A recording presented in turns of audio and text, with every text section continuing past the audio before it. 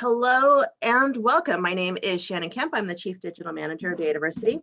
We'd like to thank you for joining and attending Dataversity Demo Day, Enterprise Data Management Tools. We're very excited to have you join us for this event, and we have a great lineup of sessions for you today to give you an overview of tools and products available for your data management programs. Just a couple of points to get us started. Due to the large number of people that attend these sessions, you will be muted during the event.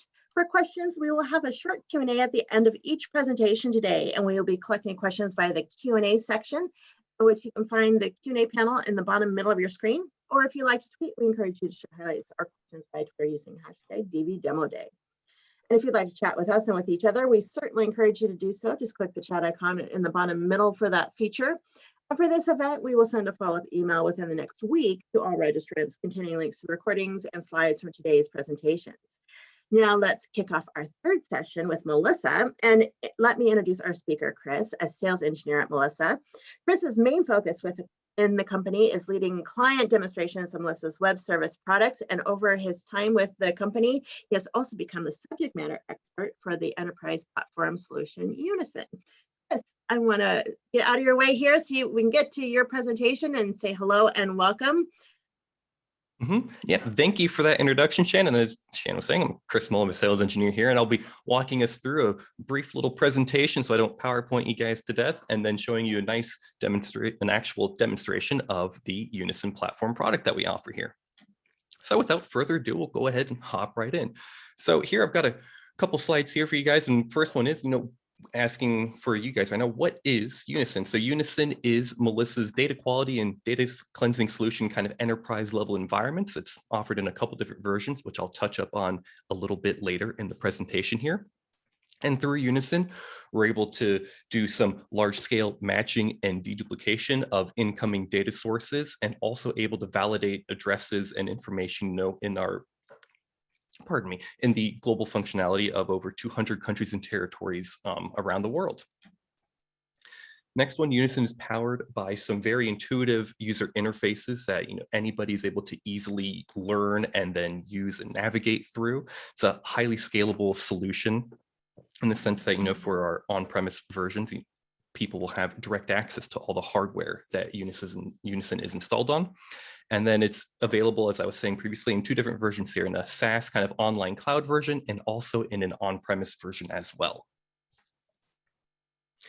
Next, some brief benefits of Unison here. So it's a very, very fast and comprehensive data cleansing solution. It's able to generate easy to understand reports that can then be exported out from the Unison environment and be able and give people that don't have access to Unison being able to see what exactly happened to all their records as they went through the product. It's a very centralized and focused data cleansing solution. And it's also, you get a massive ROI for the data quality that you put through Unison itself. And then next, for the accessibility side of things, as I was saying, it's available in two different flavors right now, the SaaS and the on-premise version. For the on-premise version, users will have complete control over all the data files that Unison uses through its data cleansing and matching and deduplication needs. And in the SaaS environment, all of those data files are going to be are going to be stored and encrypted on Melissa hosted data center. So that kind of eliminates some of the hardware overhead costs that you may have. And then finally, Unison is a kind of built around a multi-user environment where users within Unison are easily able to collaborate across projects in fast and easy ways. And then finally, before we hop into the Q&A, we'll now go over to the actual demonstration side of things. So here, what I'm going to do is I'm going to kind of walk through the two different projects that Unison is able to create: the verification projects, which handle the data cleansing and verification side of things, and then also the matching and deduplication projects. So once you log into Unison, you'll be greeted by this nice dashboard, and this just basically gives the user some at-a-glance information of what's happening in the Unison environment currently. So up at the top, we have some job stats, and again, these are just some light stats for kind of what Unison has been doing in the past, and it gives you some of your stats that you've run through there, and also the overall system stats. Down here, we have any of the latest jobs that are running right now. So as we see, all of them are completed, but this would show any jobs that are either queued up or currently running in the environment. And the activity section just gives you information of what projects were or have been edited in the recent past. So first, I'll go ahead and walk through the verification side of things. So over here on the left-hand side, we have our little navigation bar here. And if we go ahead and expand the project section, we see the two different projects that Unison is able to do in here, verification matching. So we'll hop into verification right now and we'll walk us through this side of things. So when you click into here, this will show you all of the different verification projects that are currently within Unison. For standard users, they are only able to see projects that are not private. For an admin user like myself, I'm able to see all projects within the environment, both private and non-private. So for now, I'm just going to go ahead and walk us through creating a new one. We'll hit it with the webinar demo. There we go. And here for Unison, the first step is selecting what input source you would like to use for this project. Unison is able to consume both flat file sources, such as a text file or a CSV file, and also database connections out to Microsoft SQL, MySQL, and Oracle databases are able to be used. For webinar's sake, I'm just going to go ahead and use a flat file today. And for the flat file browser, you can either drag in files from outside of Unison into here, or you can also search for files that have been previously uploaded into Unison. So I'm just going to go ahead and look at one of the sample files that I've already used previously.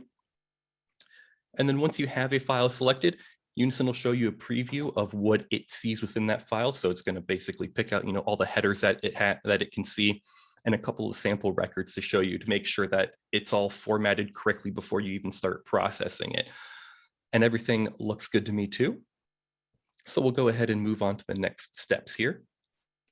And from here, we're going to add in what verification tasks we would like to use in this project. So as I was saying, we have a couple different tasks available here. We have name, phone, email, and address cleansing you can do for any of the projects.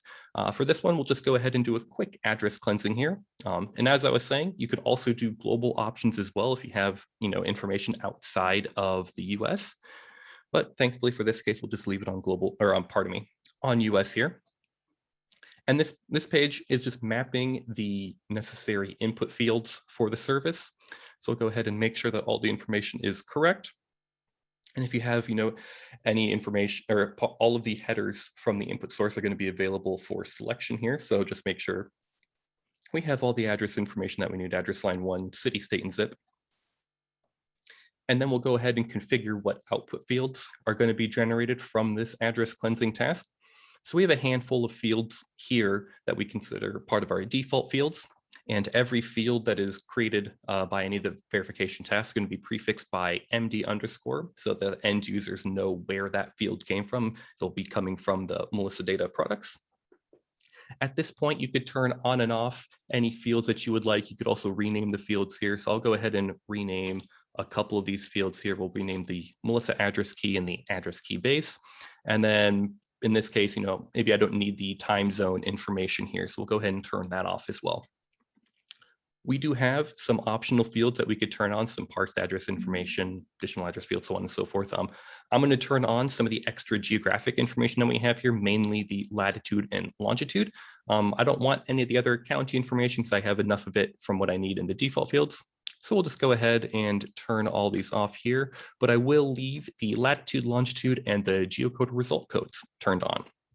So these result code section, or fields, I should say, are very important in the output. They're basically going to contain all the information for what happened to a record as it went through the cleansing service. You also see here, we do have address result codes as well.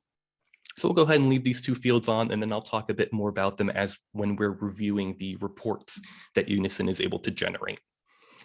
So from here, I could say this address task is good. It has everything that I need on here. So we'll go ahead and save this.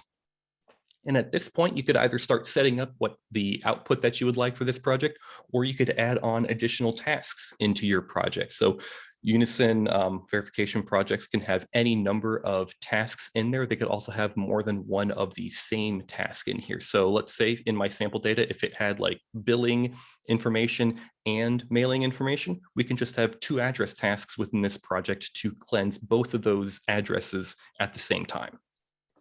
But for this case, we just have the single address, so we'll leave it at one address task here. And we'll go ahead and walk through creating the output.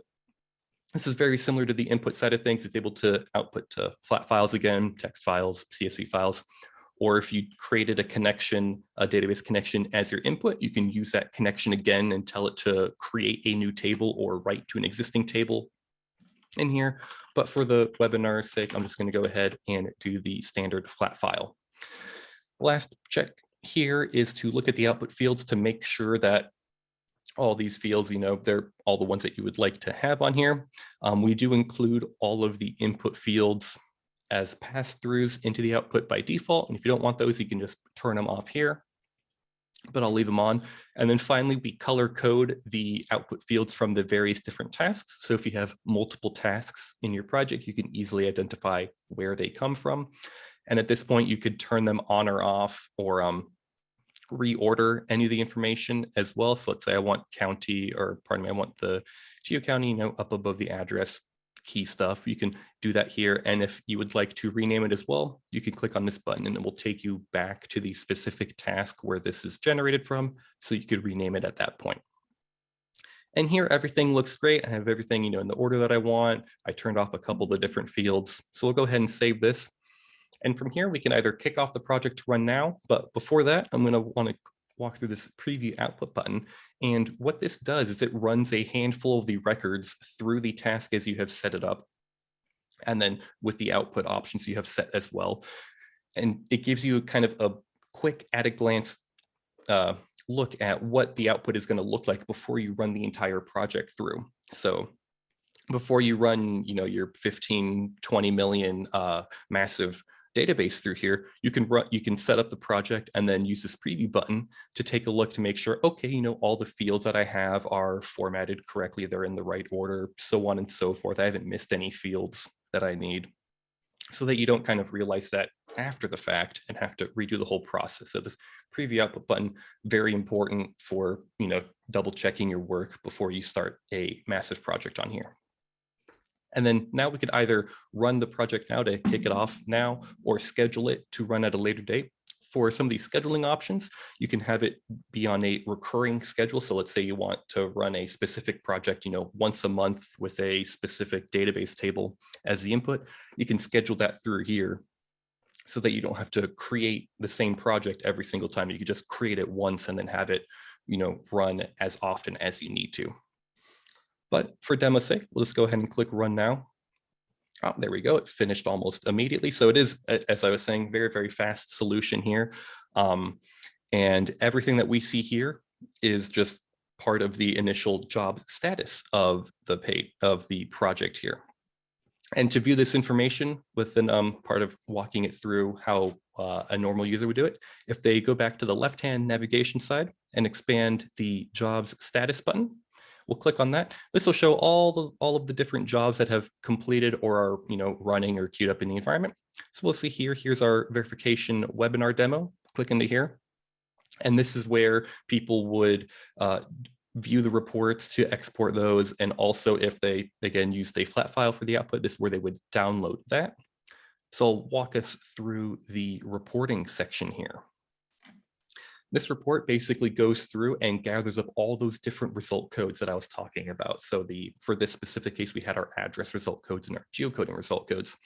And what it does is it bundles all those up into a nice, easy to look at circle graph to give people easily, or have the end users easily identify, which of their records are good, which of the records are bad, how many are good, how many are bad, so on and so forth. So what we've done here is we've given you the specific result code and then a kind of short version of what that result code means. So any record that you're viewing in the output that has this AS0 and result code, is going to be a fully validated address. And we see we had about 81% of the total records within the project were able to get fully verified through the various different postal agencies here.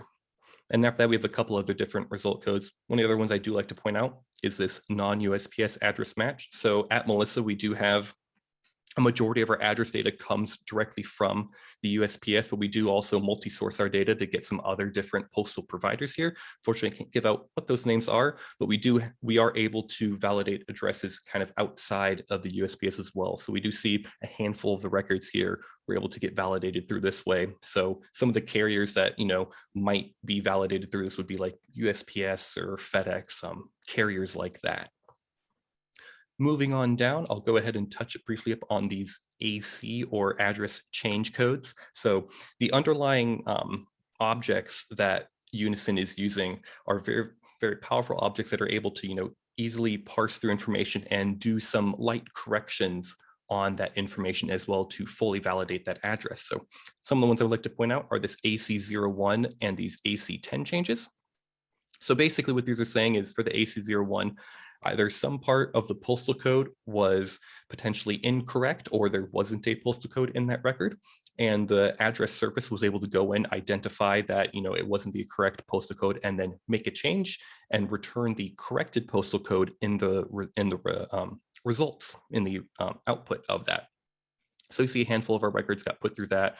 And then also the AC10 is some type of thoroughfare or street name change. So that could be, any corrections in the spelling, any flip-flop characters within that. The service is able to properly identify those and correct and change those to be a fully validated address in the response from the service. So that's kind of what these change codes are identifying, is that, and these records here had some part of their initial input be changed to get a fully validated response in the output.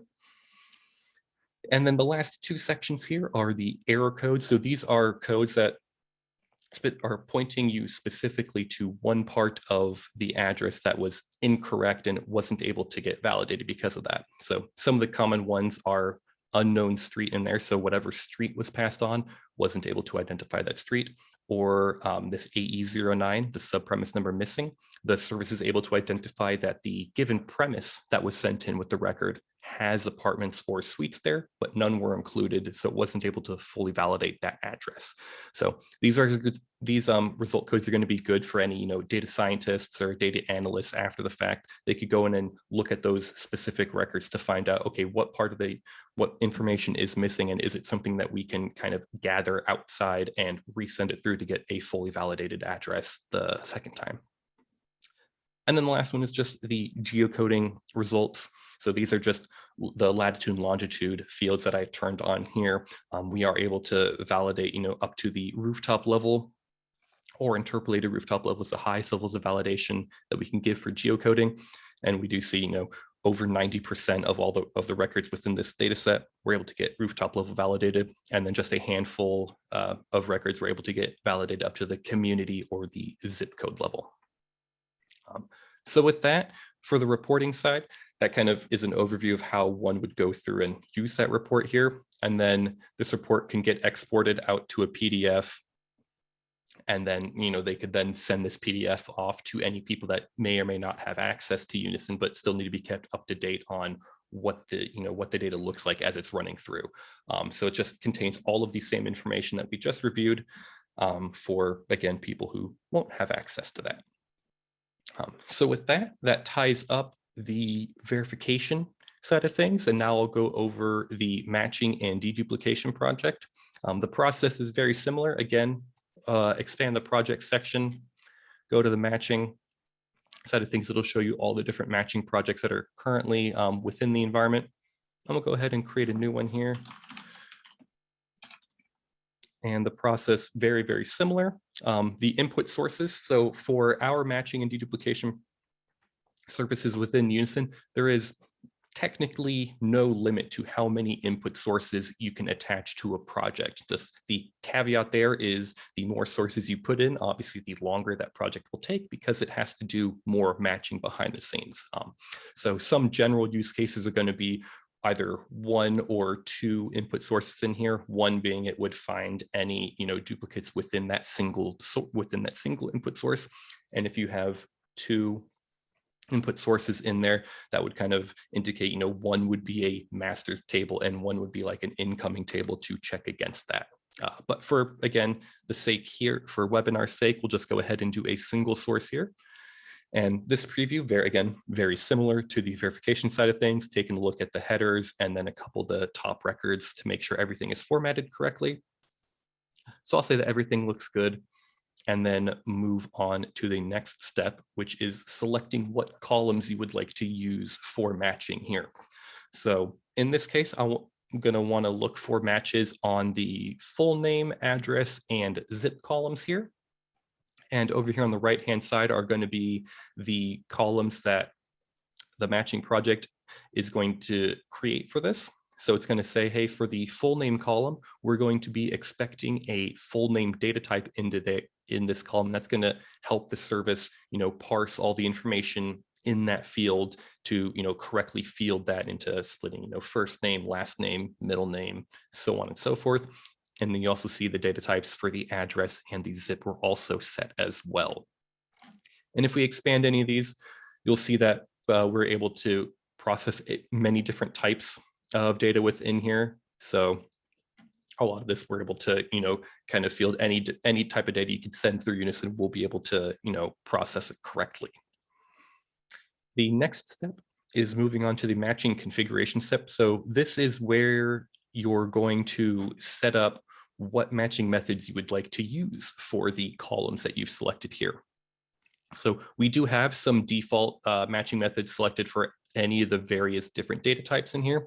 And if you click on the dropdown, you'll see that we kind of have a couple recommended methods here and then any other methods as well. So any people that are familiar with different matching methods can go through and pick a specific matching method, or people who may not be as familiar could just stick with the recommended ones as well. I'm going to go ahead and change the recommend one to some of our fuzzy matching methods. So the service is able to have fuzzy matching within here. And anytime a fuzzy method is selected, this threshold slider will become available. And this is basically telling you how strict or how loose the matching is going to be. So the higher the value, the less duplicates it will find with for that specific column, the lower the value, the more duplicates it'll find. So I'm going to go ahead and lower it a little bit down to about 70% here. Oops. There we go. And then I'm also going to set the fuzzy matching, or set the address one field to some fuzzy matching as well, and give it to about the same value. But we'll go ahead and leave the zip information to be an exact match. From here, we move to the next step. The service is going to optimize the matching configuration that you selected, based on the methods and the fields that you have. And then you can either kick off the project to run now, or again, schedule it to run at a later date. But before that, I want to briefly go over some of the survivorship and golden record rules that are available through matching within Unison. The survivorship rules are set up to basically make sure that the golden record that is selected from a group of duplicates has the most complete information in there. So an example of that is, let's say for the phone column, we aren't using the phone column to matching. We're only using the full name, address, and zip. But let's say we want to set up a survivorship rule for the phone column to pick up, let's say, the most frequently occurring phone number from the group of duplicates. So this way, if the golden record that's selected for a group of duplicates in there doesn't have a phone number, what's going to happen is the service will then go through, look through all the duplicates within that group, find the phone number that occurs most frequently, and then it will copy that information up into the golden record. That way the golden record can be kind of the most complete version of itself based on all of the duplicate information. So you could add rules again for any number of columns that you aren't using for matching in here, but I'm just going to go ahead and leave it kind of vanilla for the demo's sake.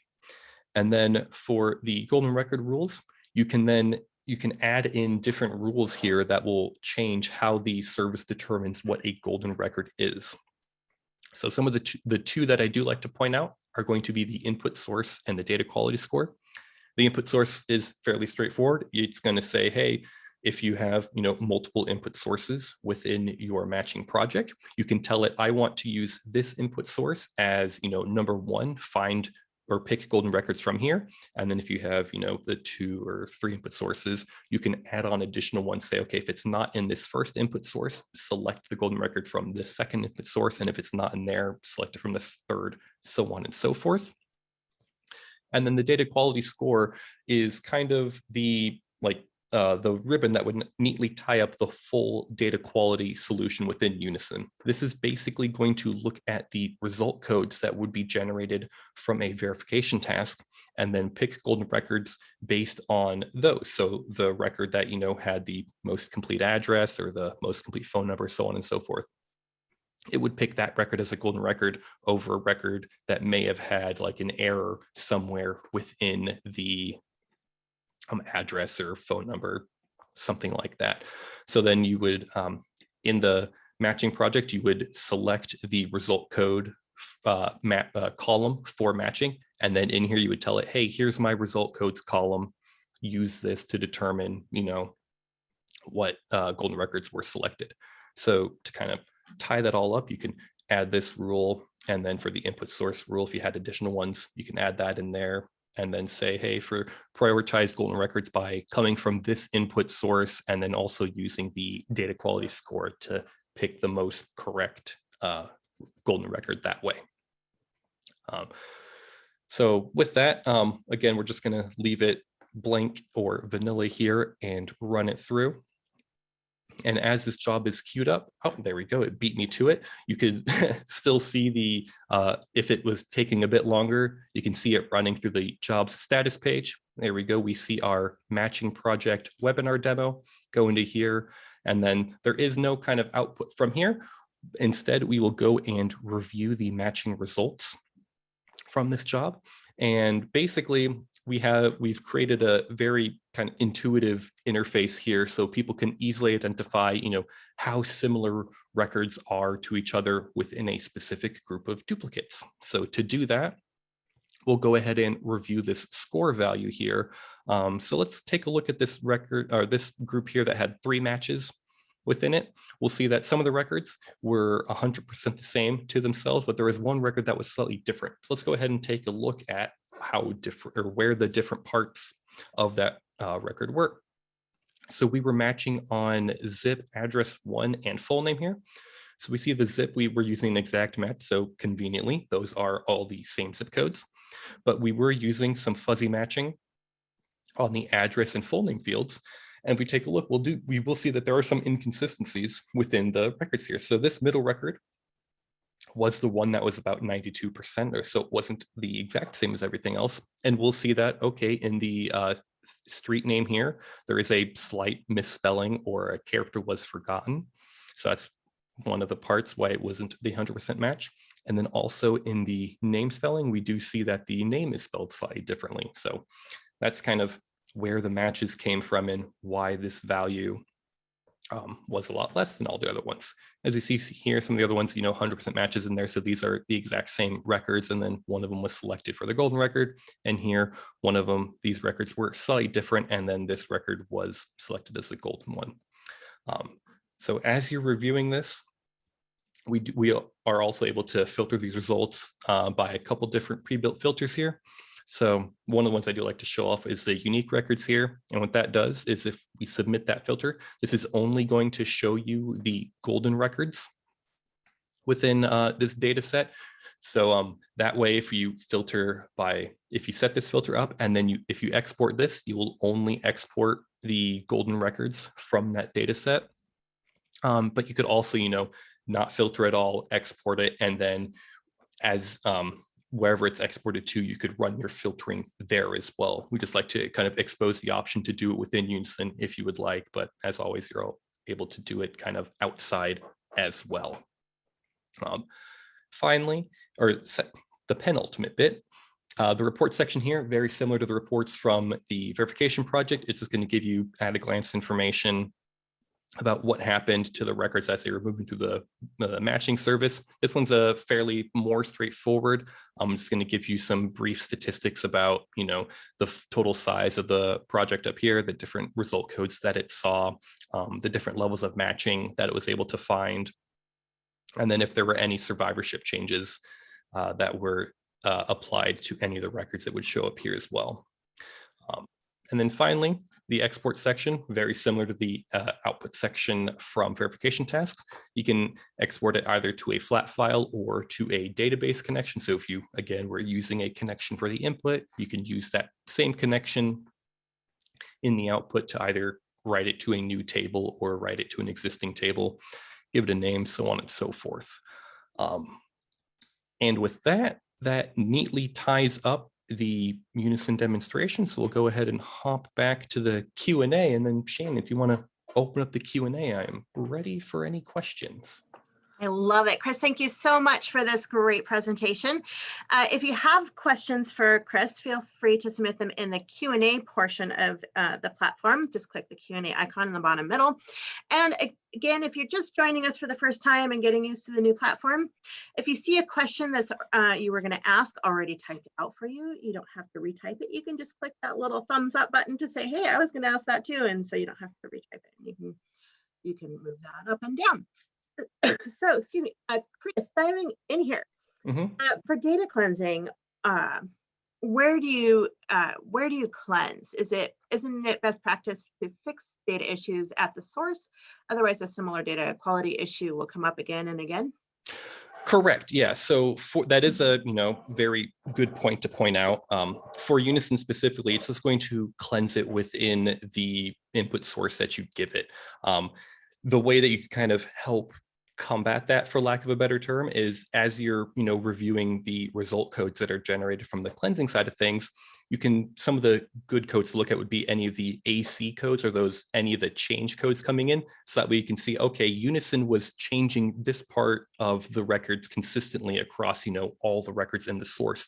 And then with that, the data scientist, analyst, whatnot on your team would be able to go back with that information and then look at, where that data is getting built from, and then adjust, whatever business rules or data creation that you have there to kind of fix those changes at the source. But basically within Unison, it will just cleanse that specific input source itself, and then the end users can leverage the reporting functionality through Unison to change the overall source of where the data is where the data actually originates from. Awesome. And is the matching dedupe functionality intended to replace or augment a master data management solution? I would say it would be mostly there to augment a solution. It could definitely be used to replace some MDM tools, but in general, I would say the first way to think about it would be, augmenting rules that you may currently have, and then from there identifying, hey, Unison is able to do X, Y, and Z that some of the other MDMs may or may not be able to do, and then from there figure out if it would be appropriate to kind of change and replace what tools you have versus just augmenting them with some of the specific things Unison can do.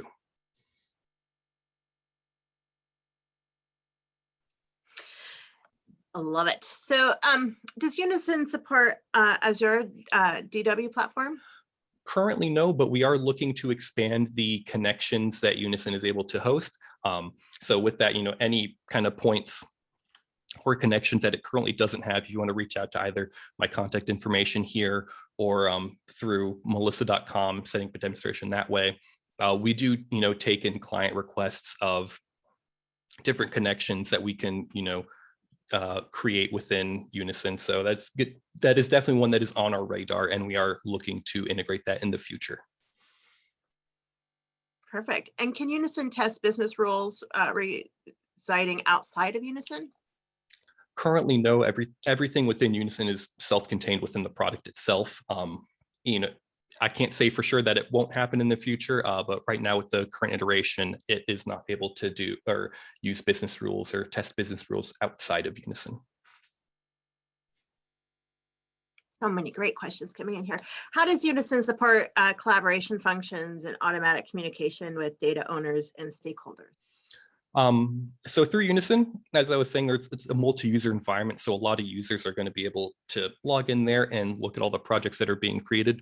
And then there are also email notifications that can be set up when projects are run or are running or have finished. So that way, stakeholders for that project can be made aware that, okay, this project, the project that I just have is finished, and stuff like that. So the big part is going to be the multi-user environment where everyone can, or where all the different users can, see projects that are being run that aren't private. And then the notification system that is set up there is able to let people know, or let the creators of the projects know what's happening with a specific project. And can you use an external scheduler? Currently, no. You can only use the scheduling that is within Unison. Short and sweet, I like it. Can it run reports against benchmarks and threshold and do, this is trending, I think, and do trending? Currently, with what we have now, it isn't able to do that. It obviously can, you could get reports of as, projects are starting, or pardon me, as projects are getting finished, you could see that reporting screen there will show you the average, records per hour and, how long it took to process the entire project. But we are looking to expand some of the admin features, and that could be a good feature request of, in the future, being able to benchmark, hey, if you have, this many containers of a specific task running at the same time, what would the expected throughput be?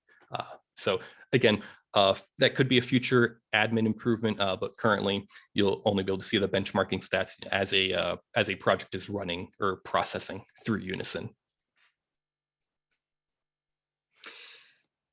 And Chris, is the tool capable to validate other data quality dimensions in addition to accuracy you just demonstrated? Currently, no. It's a lot of the stuff that I demonstrated is what it has now.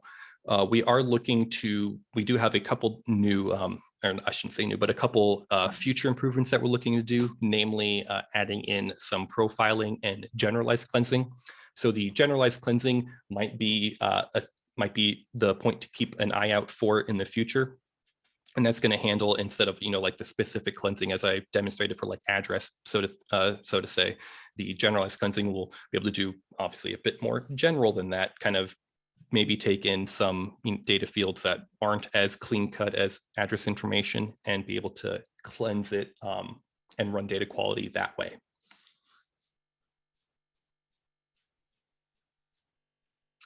So to validate address for a different country, for example, Colombia, where the address has many variables, how could you configure the tool?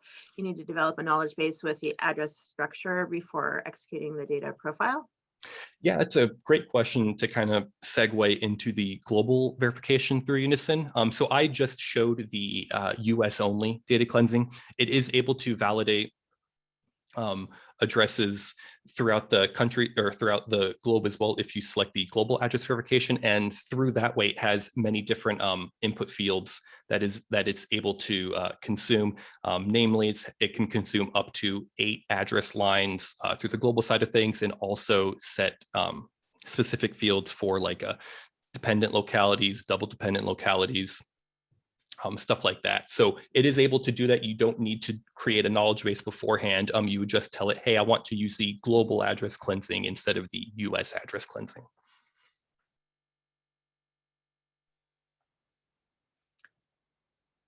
I love data quality, so hot. Okay, so does the Unison tool support for voice matching, for example, to identify that Joanna and Johanna are the same person when you say her name? So spelled Y-O-A-N-A or J-O-H-A-N-A.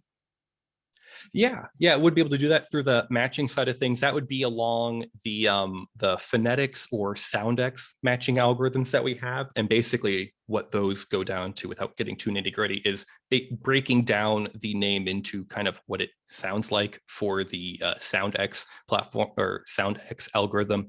And then for the phonetics algorithm, it breaks it down into kind of the phonemes, if I remember correctly, of that.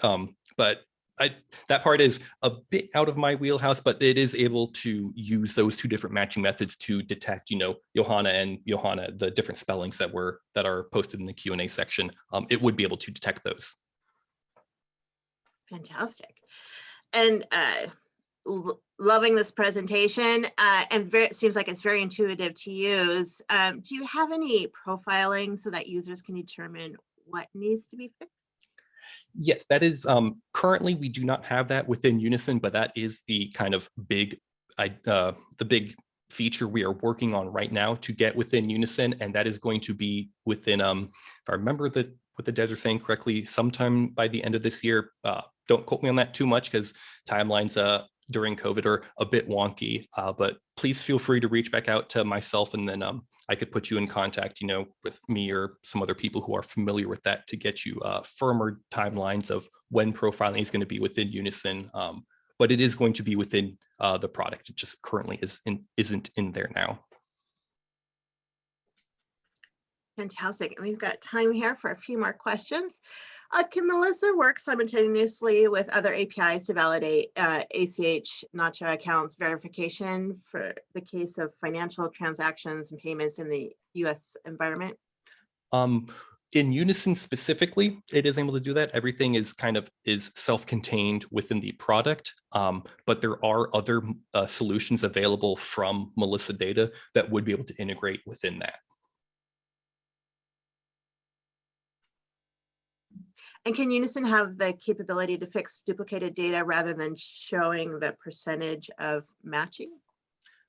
I guess I'm kind of understanding what you mean by fix. It will detect, which duplicates or all the duplicates that are within there, and it'll assign one of the duplicates to be a golden record. And then from there, you can export only the golden records if you'd like. But specifically with kind of fixing what would be there, the matching service doesn't really do that. It'll just show you which records are duplicates, and then pick a golden record from that.